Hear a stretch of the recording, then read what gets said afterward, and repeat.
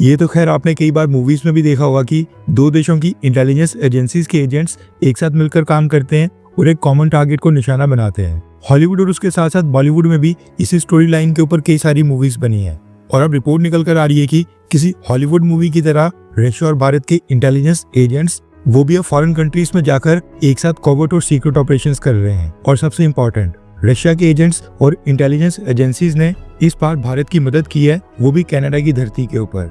अब देखते हैं कि सारे आरोप क्या हैं और किसने लगाए हैं। दरअसल न्यूज निकल कर आ रही है कनाडा से, क्योंकि गुरपतवंत सिंह पन्नू जो कि सिख फॉर जस्टिस का हेड है, उसने भारत और रशिया की दोस्ती के ऊपर कई सारे आरोप लगाए हैं, जिसके लिए उसने कहा है कि उनके पास एविडेंस यानी कि सबूत भी है।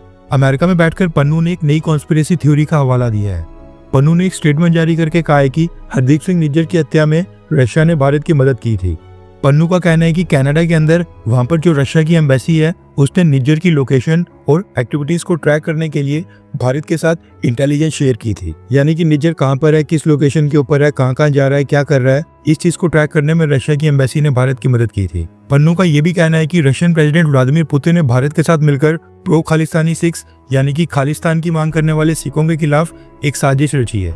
सिख फॉर जस्टिस ने रशिया के कनाडा में एम्बेसडर व्लादिमीर स्टेपानोव और भारत के यूएस में एम्बेसडर विनय क्वात्रा के ऊपर $25,000 का इनाम रखने की घोषणा की है। जो भी रशियन और इंडियन एम्बेसडर की जानकारी देगा, ये अमाउंट उसको दिया जाएगा। इसके साथ ही पन्नू ने रशिया और भारत की दोस्ती को एक टेररिस्ट नेक्सस कहा है, यानी कि आतंकवाद में साथी बोला है, और रशिया और भारत के एम्बेसडर्स के ऊपर जासूसी और सर्विलांस नेटवर्क चलाने का इल्जाम लगाया है।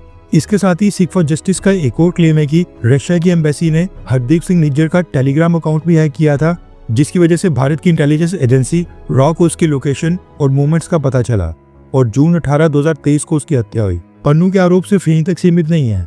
पन्नू ने अपनी फ्रेश स्टेटमेंट में कहा है कि हरदीप सिंह निज्जर का स्मार्टफोन स्पाईवेयर यानी कि एक तरह से वायरस का शिकार था, जो उसकी लोकेशन और डेली एक्टिविटीज को मॉनिटर कर रहा था। अब देखा जाए तो रशिया का नाम इस कंट्रोवर्सी में लाना ये सिर्फ एक डेस्परेट अटेम्प्ट है, क्योंकि रशिया और भारत की दोस्ती न सिर्फ अमेरिका और वेस्टर्न देशों के लिए एक बड़ा चैलेंज है, बल्कि अब सिख फॉर जस्टिस और खालिस्तानी एलिमेंट्स भी इससे चिढ़ रहे हैं। और इस दिक्कत के पीछे का कारण है रशिया और भारत की अंडरस्टैंडिंग। जैसे अमेरिका, ऑस्ट्रेलिया, ब्रिटेन वगैरह ये देश भारत को खालिस्तान इशू के ऊपर ब्लैकमेल करने की कोशिश करते हैं, लेकिन रशिया की गवर्नमेंट की तरफ से आज तक खालिस्तान मसले के ऊपर एक बार भी कमेंट नहीं किया गया है। जब भी रशिया के विदेश मंत्री या रशियन गवर्नमेंट के किसी भी रिप्रेजेंटेटिव से, स्पोक्स पर्सन या डिप्लोमेट से खालिस्तान इशू के ऊपर सवाल उठाया जाता है, उन्होंने कभी भी भारत को टारगेट नहीं किया है। रशियंस खालिस्तान वाले क्वेश्चन को स्किप कर देते हैं और अगले क्वेश्चन के ऊपर बढ़ जाते हैं। इसके अलावा इंटरनेशनल मीडिया कवरेज और न्यूज में बने रहने के लिए भी आरोप लगाए जा सकते हैं। अब इसमें रशिया को भी जानबूझकर खींचा जा रहा है। अब देखना ही होगा कि आगे चलकर इन आरोपों के ऊपर क्या निकल कर आता है। क्या कनाडा की सरकार कुछ कंक्रीट आरोप लगाती है और इस केस में रशिया की इन्वॉल्वमेंट का दावा करती है या फिर नहीं?